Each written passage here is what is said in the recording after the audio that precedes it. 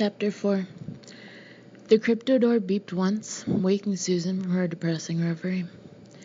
The door had rotated past its fully open position and would be closed again in 5 seconds, having made a complete 360-degree rotation. Susan gathered her thoughts and stepped through the opening. A computer made note of her entry. Although she had practically lived in crypto since its completion 3 years ago, the sight of it still amazed her. The main room was an enormous circular chamber that rose 5 stories. Its transparent dome ceiling towered 120 feet at its central peak. The plexiglass cupola was embedded with a polycarbonate mesh, a protective web capable of withstanding a 2-megaton blast. The screen filtered the sunlight into delicate lacework across the walls. Tiny particles of dust drifted upward in wide, unsuspecting spirals, captives of the dome's powerful deionizing system. The room's sloping sides arched broadly at the top and then became almost vertical as they approached eye level. Then they became subtly translucent and graduated to an opaque black as they reached the floor, a shimmering expanse of polished black tile that shone with an eerie luster, giving one the unsettling sensation that the floor was transparent, black ice.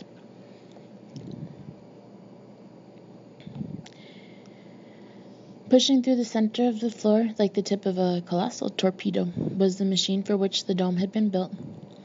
Its sleek black contour arched 23 feet in the air before plunging back into the floor below. Curved and smooth, it was as if an enormous killer whale had been frozen mid-breach in a frigid sea. This was Translator, the single most expensive piece of computing equipment in the world, a machine the NSA swore did not exist.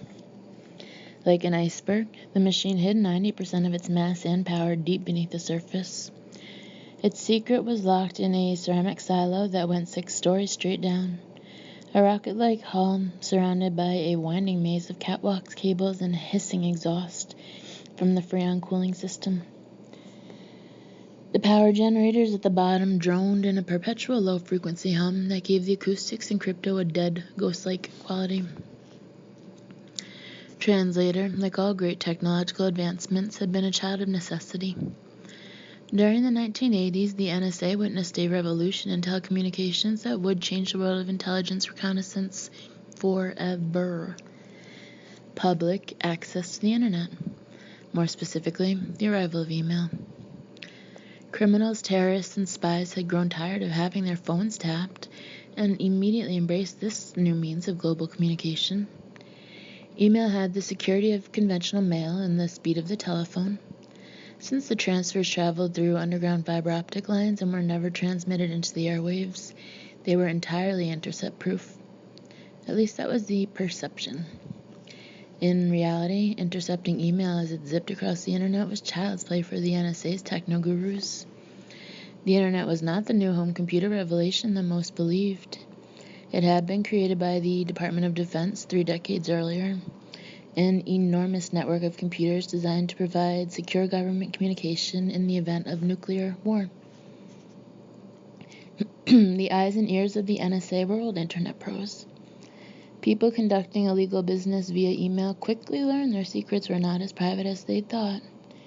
The FBI, DEA, IRS, and other U.S. law enforcement agencies, aided by the NSA's staff of wily hackers, enjoyed a tidal wave of arrests and convictions. Of course, when the Windows users of the world found out the U.S. government had open access to their email communications, a cry of outrage went up. Even pen pals using email for nothing more than recreational correspondence. I meant computer users of the world. Found the lack of privacy unsettling. Across the globe, entrepreneurial programmers began working on a way to keep email more secure. They quickly found one, and public key encryption was born. Public key encryption was a concept as simple as it was brilliant. It consisted of easy-to-use home computer software that scrambled personal email messages in such a way that they were totally unreadable. A user could write a letter and run it through the encryption software, and the text would come out on the other side looking like random nonsense, totally illegible, a code.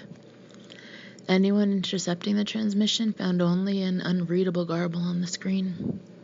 The only way to unscramble the message was to enter the sender's passkey, a secret series of characters that functioned much like a PIN number at an automatic teller. The passkeys were generally quite long and complex. They carried all the information necessary to instruct the encryption algorithm exactly what mathematical operations to follow to recreate the original message. A user could now send email in confidence. Even if the transmission was intercepted, only those who were given the key could ever decipher it. What if no one was given? The NSA felt the crunch immediately. The codes they were facing were no longer simple substitution ciphers, crackable with pencil and graph paper. They were computer-generated hash functions that employed chaos theory and multiple symbolic alphabets to scramble messages into seemingly hopeless randomness. At first, the passkeys being used were short enough for the NSA's computers to, quote-unquote, guess. If a desired passkey had 10 digits, a computer was programmed to try every possibility between 00000000000 and 999999999. Sooner or later, the computer hit the correct sequence. This method of trial and error guessing was known as brute force attack. It was time-consuming, but mathematically guaranteed to work. As the world got wise to the power of brute force code breaking, the passkeys started getting longer and longer. The computer time needed to guess the correct key grew from weeks to months and finally to years. By the 1990s, passkeys were over 50 characters long and employed the full 256-character ASCII alphabet of letters, numbers, and symbols. The number of different possibilities was in the neighborhood of 10 to the 120th power, one with 120 zeros after it. Correctly guessing a passkey was as mathematically unlikely as choosing the correct grain of sand from a 3-mile beach. It was estimated that a successful brute force attack on a standard 64-bit key would take the NSA's fastest computer, the top-secret Cray/Josephson II, over 19 years to break. By the time the computer guessed the key and broke the code, the contents of the message would be irrelevant. Caught in a virtual intelligence blackout, the NSA passed a top-secret directive that was endorsed by the President of the United States. Buoyed by federal funds and a carte blanche to do whatever was necessary to solve the problem, the NSA set out to build the impossible, the world's first universal code-breaking machine. Despite the opinion of many engineers that the newly proposed code-breaking computer was impossible to build, the NSA lived by its motto, everything is possible, the impossible just takes longer. 5 years, 500,000 man-hours, and $1.9 billion later, the NSA proved it once again. The last of the 3 million stamp-sized processors was hand-soldered into place. The final internal programming was finished, and the ceramic shell was welded shut. Translator had been born. Although the secret internal workings of Translator were the product of many minds and were not fully understood by any one individual, its basic principle was simple. Many hands make light work. Its 3 million processors would all work in parallel, counting upward at blinding speed, trying every new permutation as they went. The hope was that even codes with unthinkably colossal passkeys would not be safe from Translator's tenacity.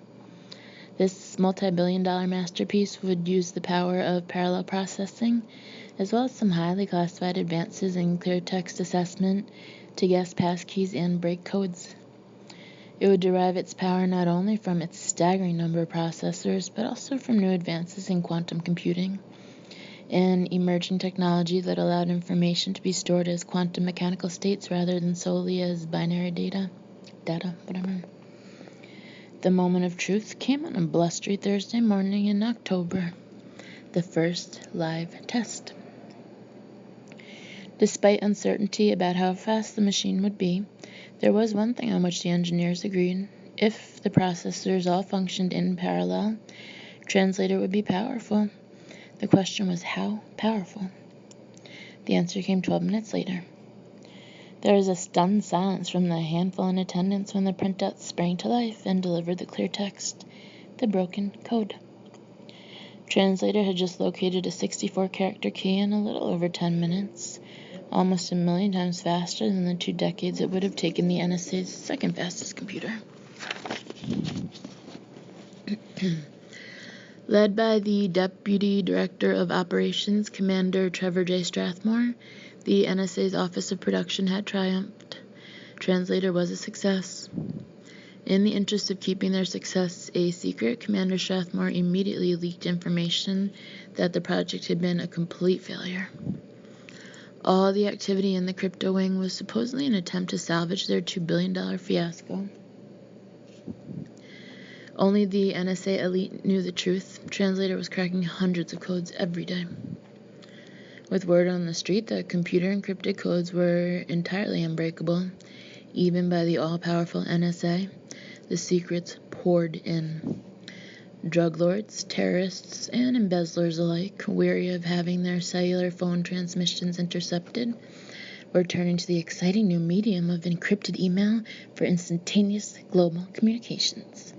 Never again would they have to face a grand jury and hear their own voice rolling off tape, proof of some long-forgotten cellular phone conversation plucked from the air by an NSA satellite. Intelligence gathering had never been easier. Codes intercepted by the NSA entered Translator as totally illegible ciphers and were spit out minutes later as perfectly readable clear text. No more secrets. To make their charade of incompetence complete, the NSA lobbied fiercely against all new computer encryption software, insisting it crippled them and made it impossible for lawmakers to catch and prosecute the criminals. Civil rights groups rejoiced, insisting the NSA shouldn't be reading their mail anyway. Encryption software kept rolling off the presses. The NSA had lost the battle, exactly as it had planned. The entire electronic global community had been fooled, or so it seemed. Chapter 5. Where is everyone? Susan wondered as she crossed the deserted crypto floor. Some emergency. Although most NSA departments were fully staffed 7 days a week, crypto was generally quiet on Saturdays. Cryptographic mathematicians were by nature high-strung workaholics, and there existed an unwritten rule that they take Saturdays off except in emergencies. Codebreakers were too valuable a commodity at the NSA to risk losing them to burnout.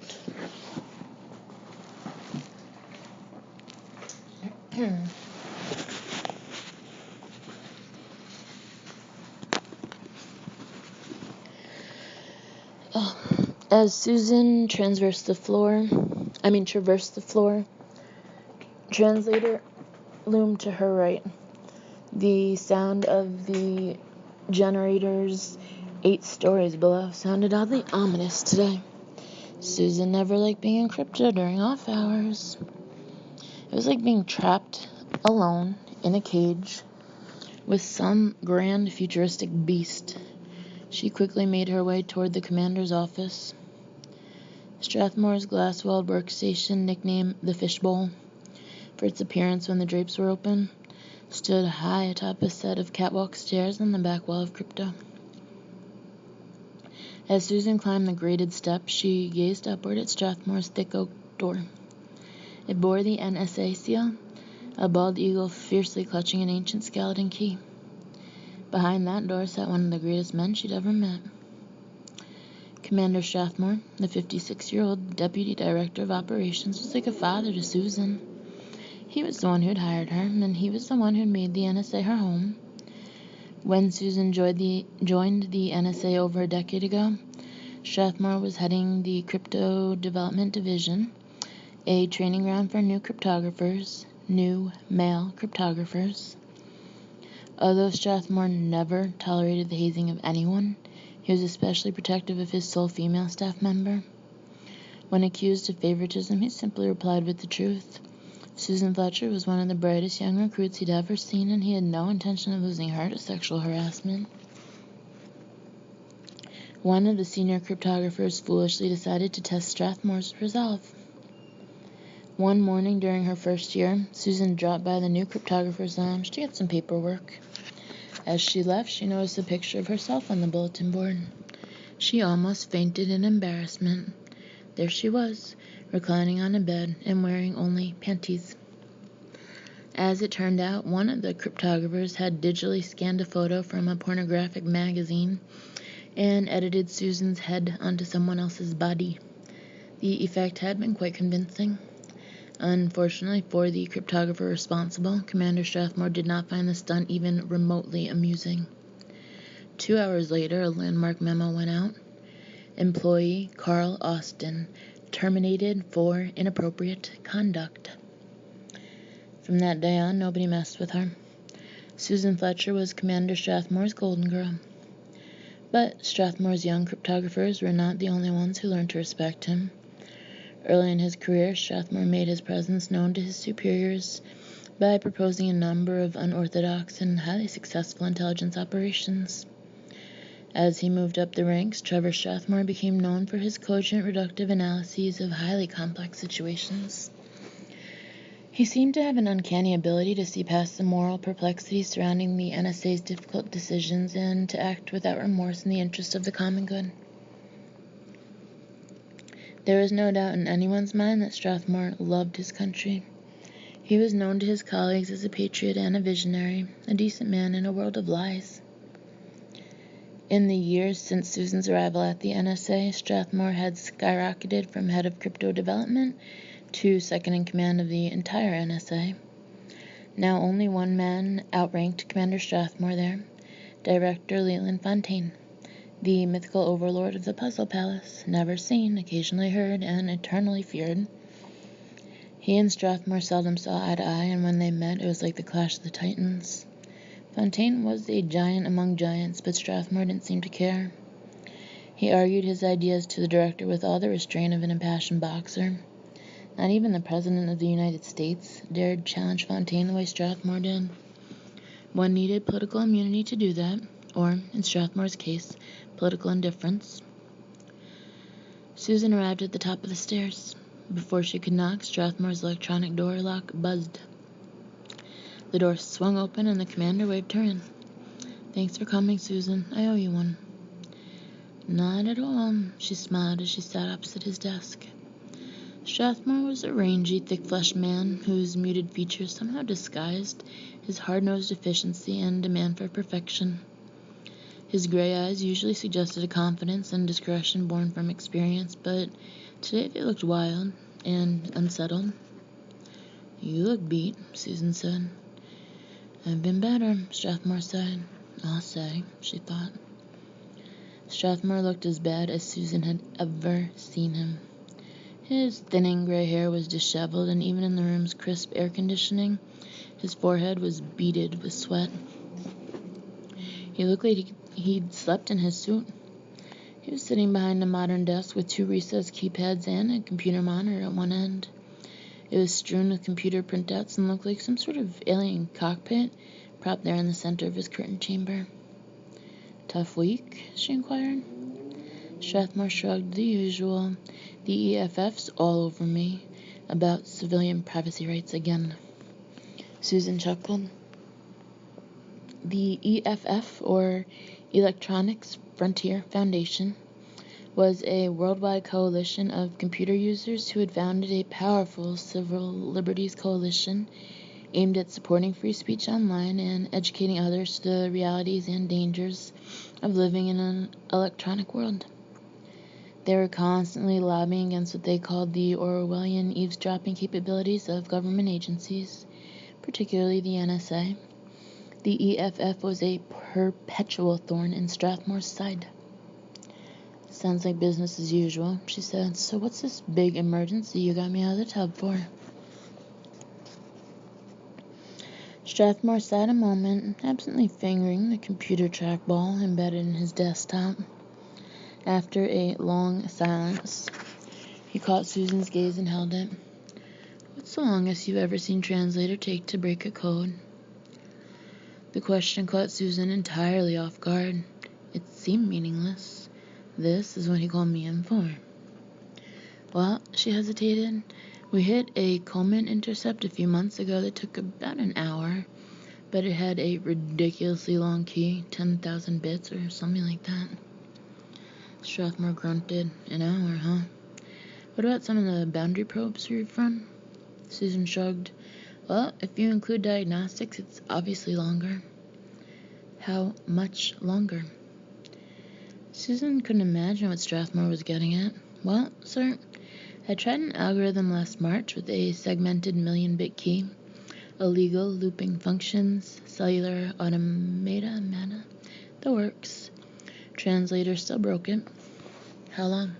3 hours. Strathmore arched his eyebrows. 3 hours? That long?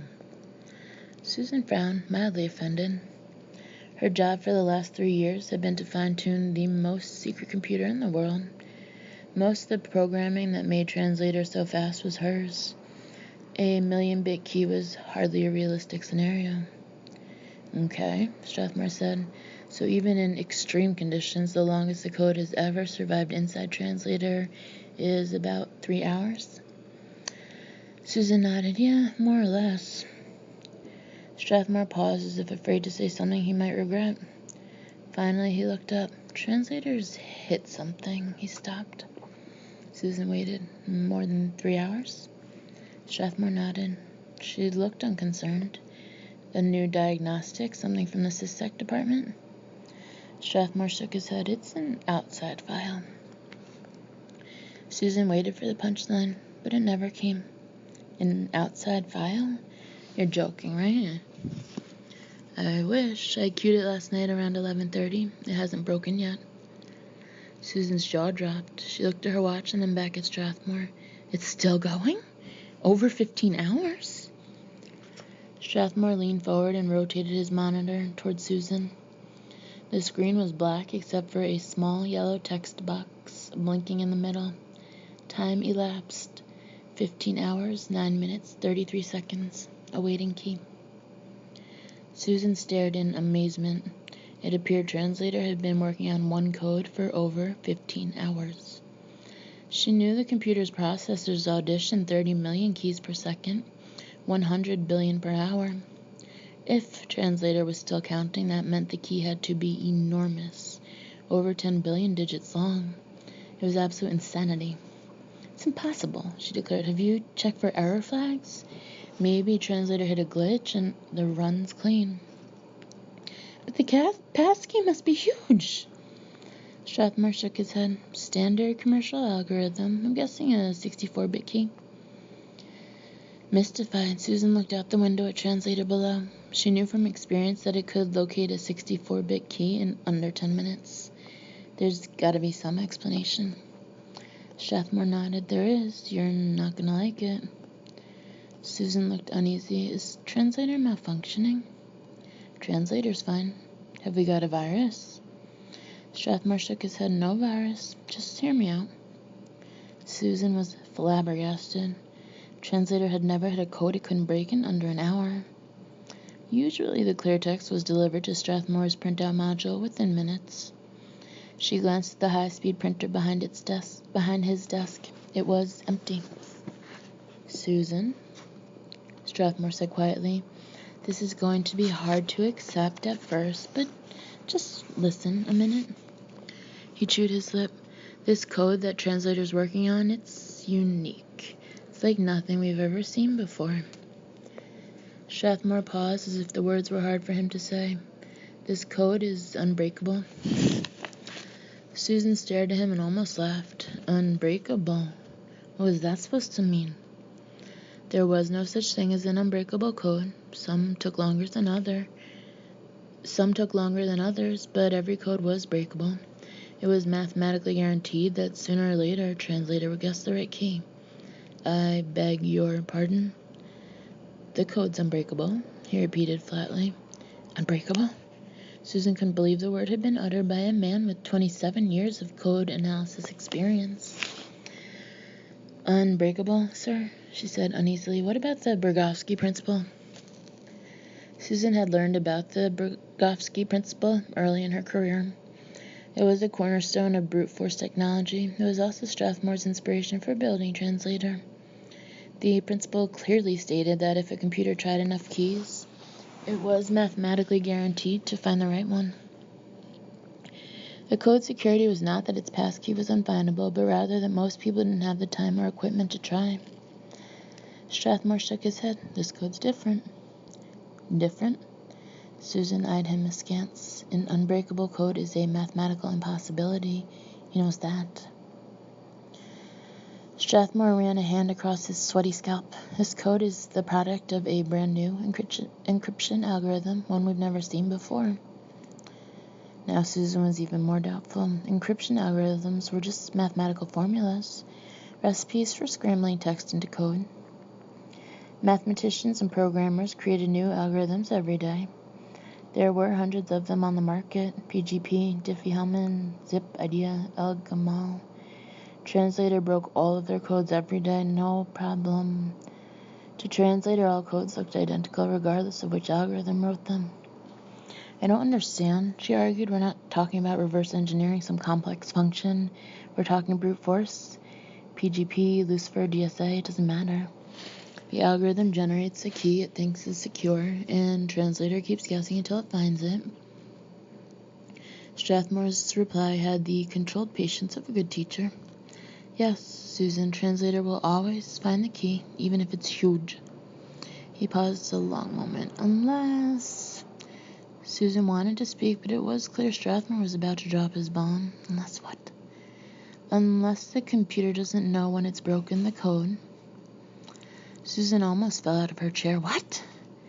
Unless the computer guesses the correct key, but just keeps guessing because it doesn't realize it found the right key. Strathmore looked bleak. I think this algorithm has got a rotating clear text. Susan gaped. The notion of a rotating clear text function was first put forth in an obscure 1987 paper by a Hungarian mathematician, Joseph Horn. Because brute force computers broke codes by examining clear text for identifiable word patterns, Horn proposed an encryption algorithm that, in addition to encrypting, I don't remember the name Joseph Horn, but don't get me wrong. Horn proposed an encryption algorithm that, in addition to encrypting, shifted decrypted clear text over a time variant. In theory, the perpetual mutation would ensure that the attacking computer would never locate recognizable word patterns and thus never know when it had found the proper key. The concept was somewhat like the idea of colonizing Mars, fathomable on an intellectual level, but at present well beyond human ability. Where'd you get this thing? She demanded. Pander's response was slow. A public sector programmer wrote it. What? Susan collapsed back in her chair. We've got the best programmers in the world downstairs. All of us working together have never even come close to writing a rotating clear text function. Are you trying to tell me some punk with a PC figured out how to do it? Strathmore lowered his voice in an apparent effort to calm her. I wouldn't call this guy a punk. Susan wasn't listening. She was convinced there had to be some other explanation, a glitch, a virus. Anything was more likely than an unbreakable code. Strathmore eyed her sternly. One of the most brilliant cryptographic minds of all time wrote this algorithm. Susan was more doubtful than ever. The most brilliant cryptographic minds of all time were in her department, and she certainly would have heard about an algorithm like this. Who? She demanded. I'm sure you can guess, Strathmore said. He's not too fond of the NSA. Well, that narrows it down, she snapped sarcastically. He worked on the Translator project. He broke the rules, almost caused an intelligence nightmare. I deported him. Susan's face was blank only an instant before going white. Oh my gosh. Strathmore nodded. He's been bragging all year about his work on a brute force resistant algorithm. But, Susan stammered, I thought he was bluffing. He actually did it? He did. The ultimate unbreakable code writer. Susan was silent a long moment. But that means... Strathmore looked her dead in the eye. Yes. And Sai Tankado just made Translator obsolete. Chapter 6. Although Ensai Tankado was not alive during the Second World War, he carefully studied everything about it, particularly its culminating event, the blast in which 100,000 of his countrymen were incinerated by an atomic bomb. Hiroshima, 8:15 a.m., August 6, 1945, a vile act of destruction, a senseless display of power by a country that had already won the war. Tankado had accepted all that, but what he could never accept was that the bomb had robbed him of ever knowing his mother. She had died giving birth to him, complications brought on by the radiation poisoning she'd suffered so many years earlier. In 1945, before Ensai was born, his mother, like many of her friends, traveled to Hiroshima to volunteer in the burn centers. It was there that she became one of the Hibakusha, the radiated people. 19 years later, at the age of 36, as she lay in the delivery room, bleeding internally, she knew she was finally going to die. What she did not know is that death would spare her the final horror. Her only child was to be born deformed. Ensai's father never even saw his son. Bewildered by the loss of his wife, and shamed by the arrival of what the nurses told him was an imperfect child who probably would not survive the night, he disappeared from the hospital and never came back. Ensai Tankado was placed in a foster home. Every night the young Tankado stared down at the twisted fingers holding his Daruma wish doll and swore he'd have revenge. Revenge against the country that had stolen his mother and shamed his father into abandoning him. What he didn't know is that destiny was about to intervene. In February of Ensai's 12th year, a computer manufacturer in Tokyo called his foster family and asked if their crippled child might take part in a test group for a new keyboard they developed for handicapped children. His family agreed. Although Ensai Tankado had never seen a computer, it seemed he instinctively knew how to use it. The computer opened worlds he had never imagined possible.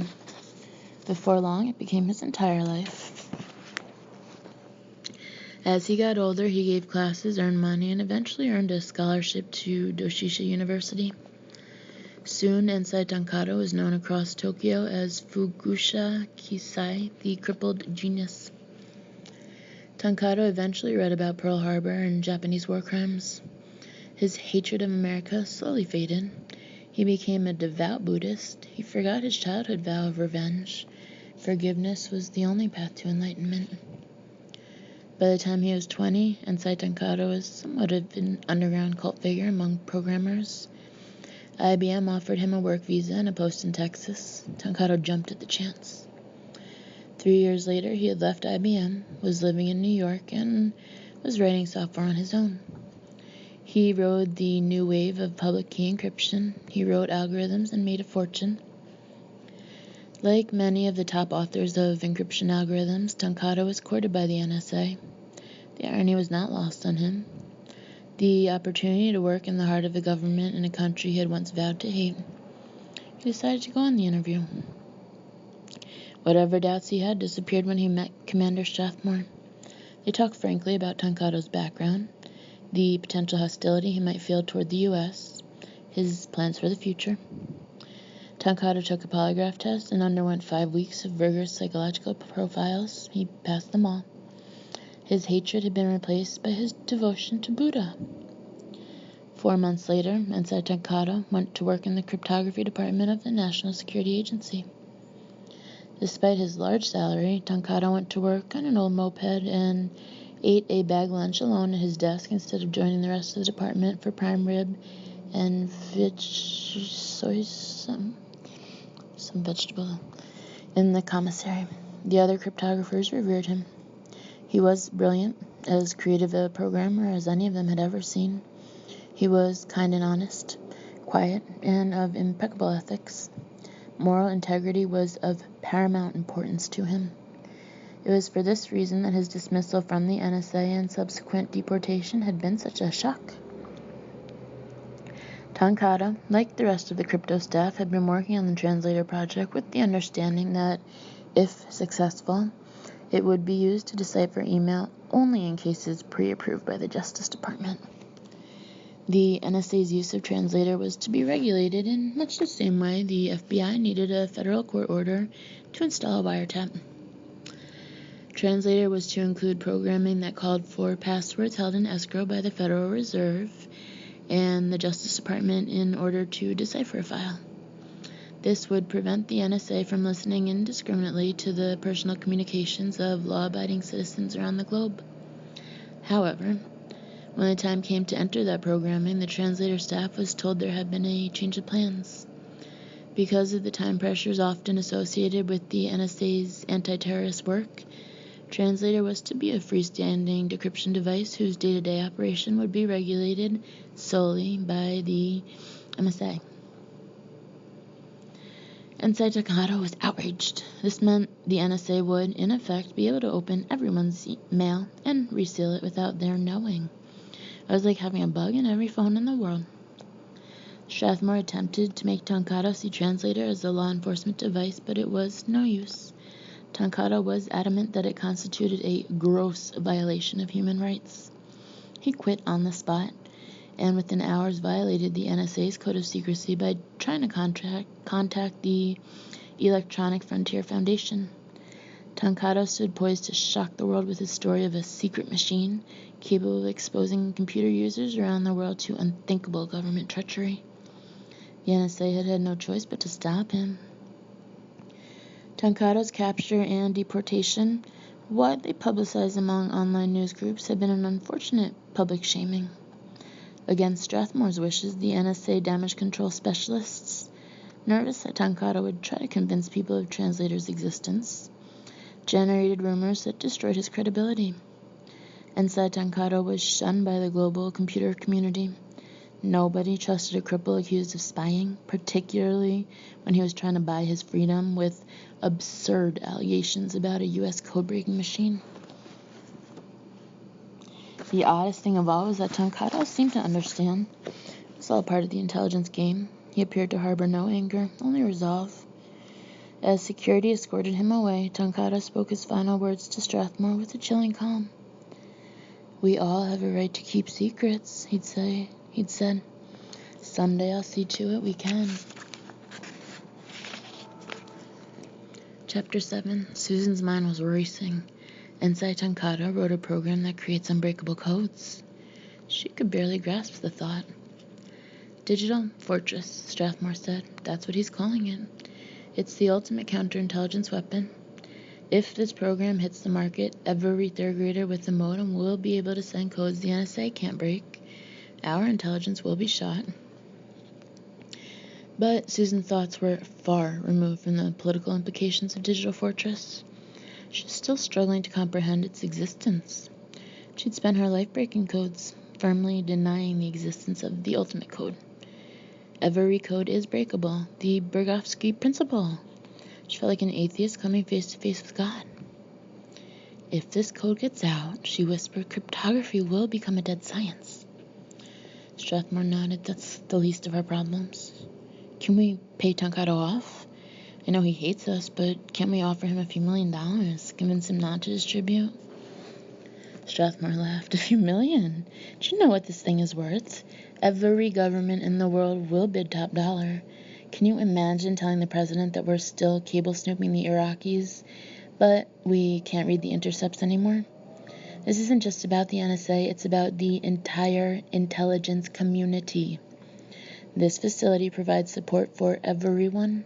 The FBI, CIA, DEA, they'd all be flying blind.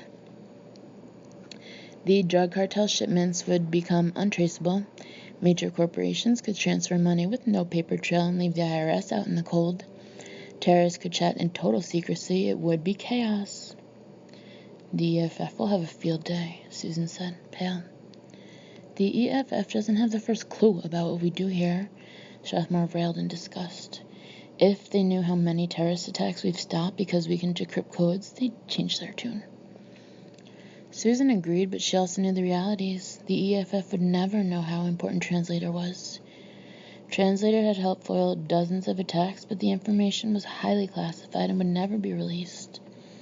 The rationale behind the secrecy was simple. The government could not afford the mass hysteria caused by revealing the truth. No one knew how the public would react to the news that there had been 2 nuclear close calls by fundamentalist groups on U.S. soil in the last year. Nuclear attack, however, was not the only threat. Only last month, Translator had thwarted one of the most ingeniously conceived terrorist attacks the NSA had ever witnessed. An anti-government organization had devised a plan, codenamed Sherwood Forest. It targeted the New York Stock Exchange with the intention of, quote, redistributing the wealth, end quote. Over the course of 6 days, members of the group placed 27 non-explosive flux pods in the buildings surrounding the exchange. These devices, when detonated, create a powerful blast of magnetism. The simultaneous discharge of these carefully placed pods would create a magnetic field so powerful that all magnetic media in the stock exchange would be erased. Computer hard drives, massive ROM storage banks, tape backups, and even floppy disks. All records of who owned what would disintegrate permanently. Because pinpoint timing was necessary for simultaneous detonation of the devices, the flux pods were interconnected over internet telephone lines.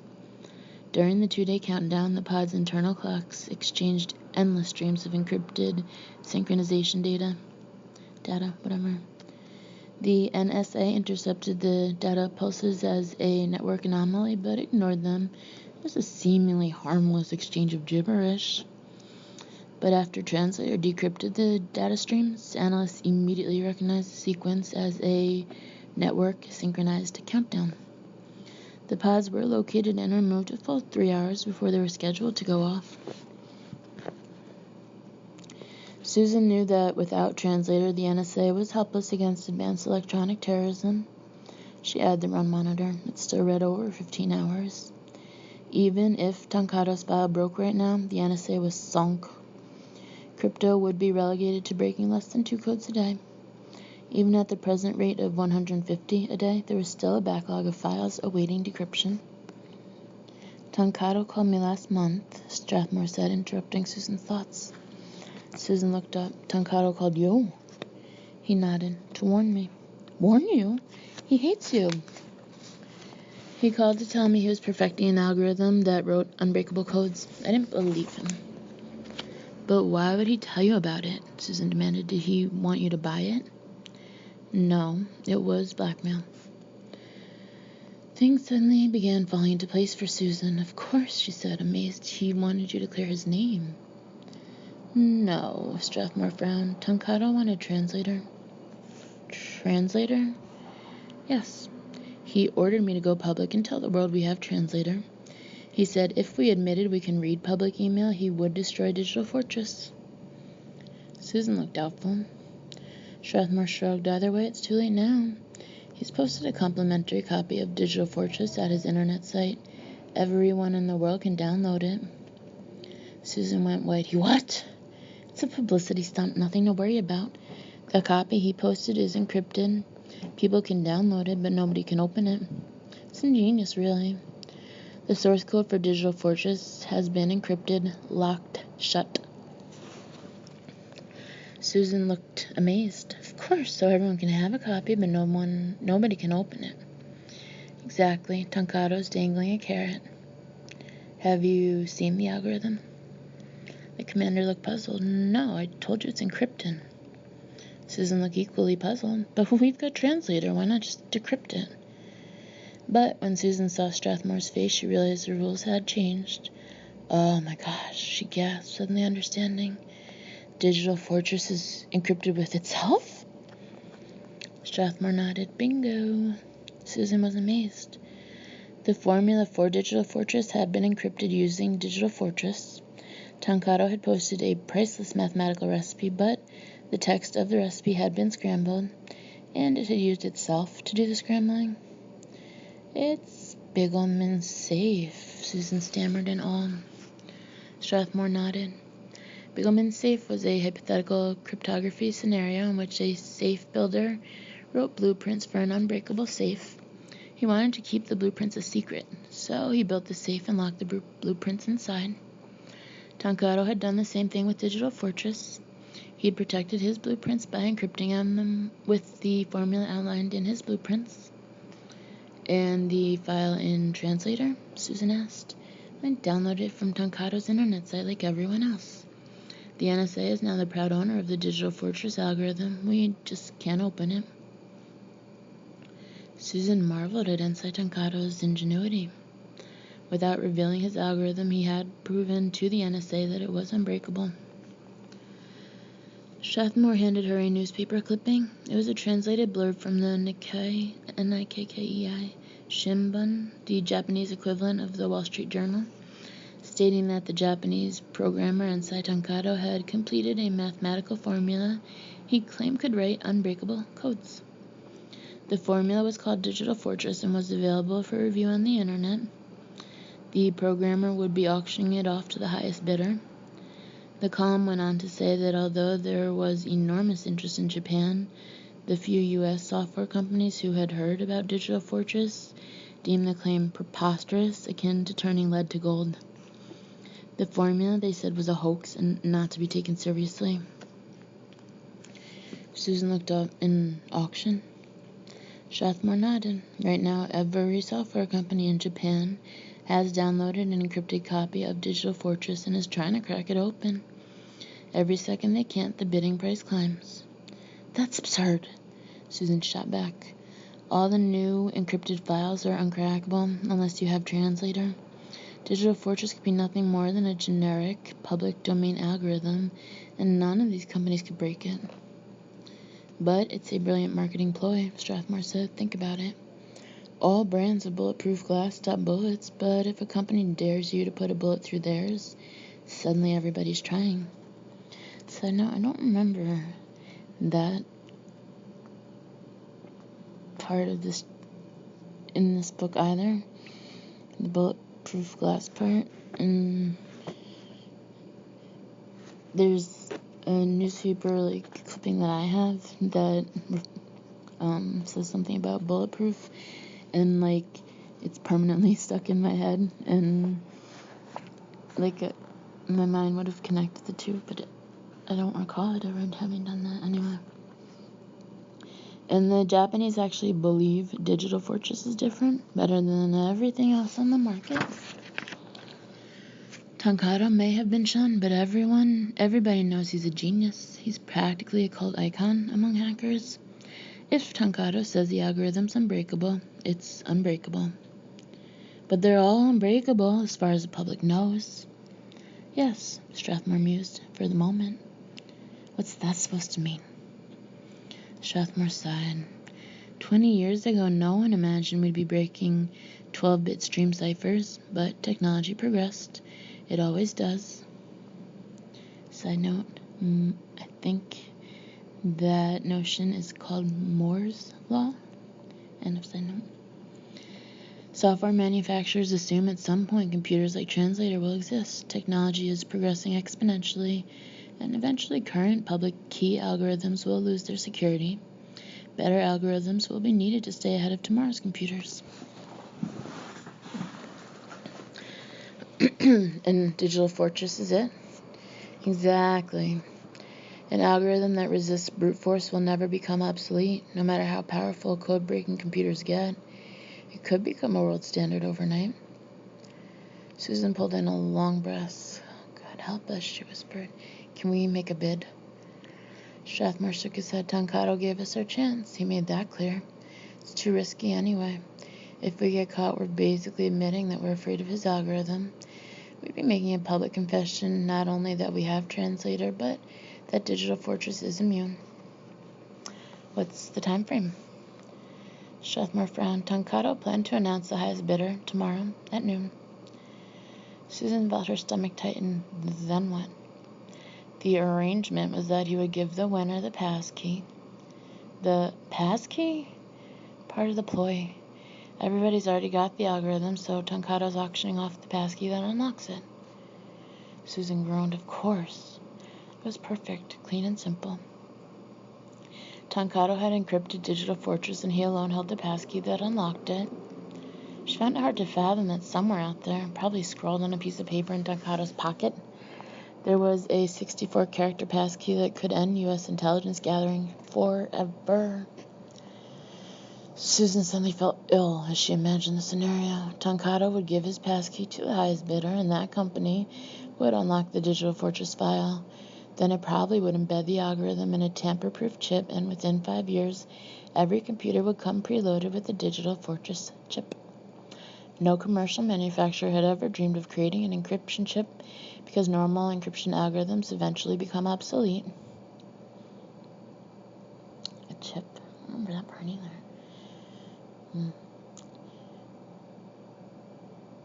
Isn't programming like with just codes, like letters and numbers, and not chips? Ugh, I wish I had some chips like Doritos. But Digital Fortress would never become obsolete.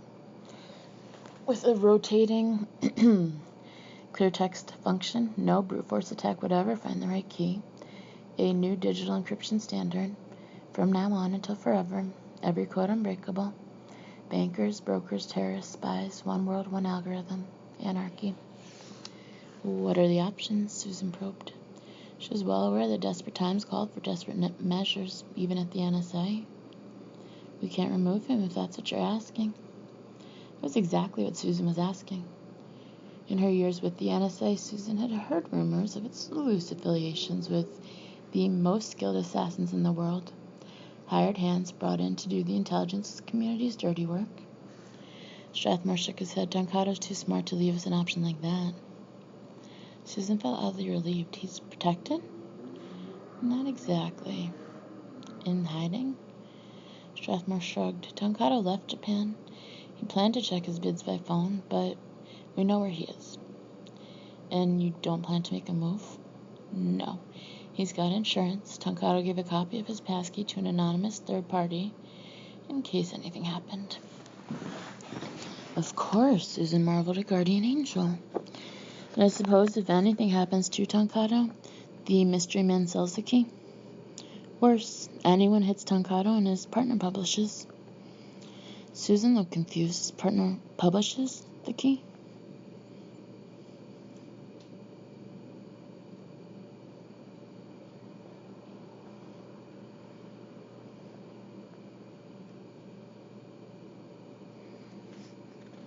Strathmore nodded. Posts it on the internet, puts it in newspapers, on billboards. In effect, he gives it away. Susan's eyes widened. Free downloads? Exactly. Tancado figured if he was dead, he wouldn't need the money. Why not give the world a little farewell gift? There was a long silence. Susan breathed deeply as if to absorb the terrifying truth. Inside, Tancado has created an unbreakable algorithm. He's holding us hostage. She suddenly stood, and her voice was determined. We must contact Tancado. There must be a way to convince him not to release. We can offer him triple the highest bid. We can clear his name, anything. Too late, Strathmore said. He took a deep breath. Inside, Tancado was found dead this morning in Seville, Spain.